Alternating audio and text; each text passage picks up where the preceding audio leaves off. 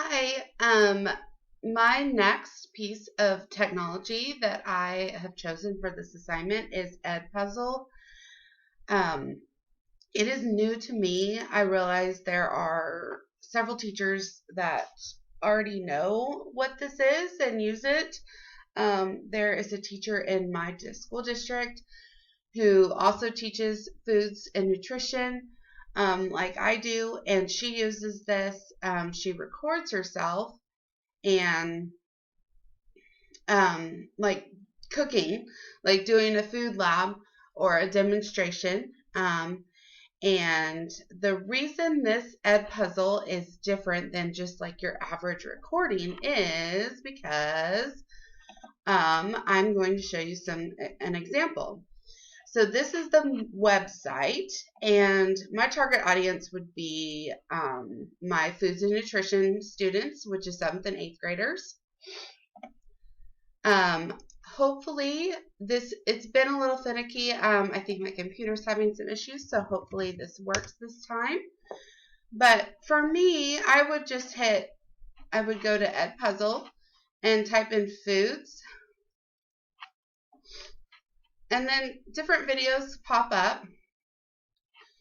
So this says healthy food superfoods. This looks interesting, so I would click on it. And then you can see the different, the little raindrops, I call it.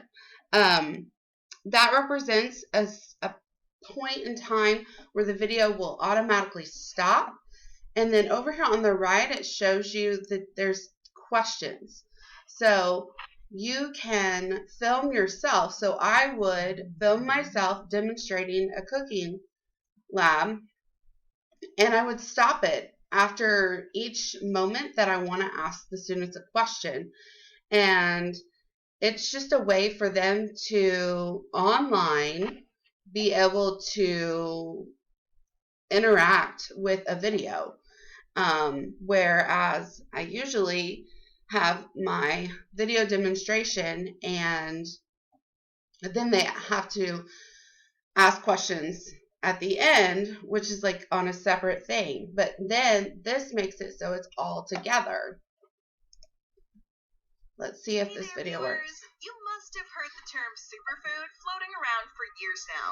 But have you ever wondered why some foods are specifically called super? And number one, cabbage. And you can fast forward and rewind. In the super healthy family of cruciferous vegetables, lung and prostate cancer.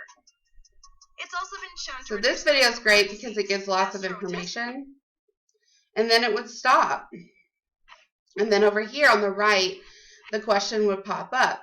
Cabbage can help reduce the risk of getting cancer. And then you would do yes or no.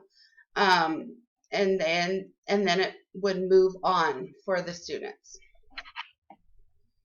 There is versions where you can pay for it and get, more tools involved. My school district actually, my specific school has decided to this year invest in it, but this is the free version.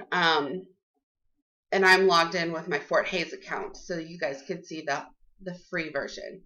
But the best part is recording your own things. If you're in like a project-based class, I would say it works really well.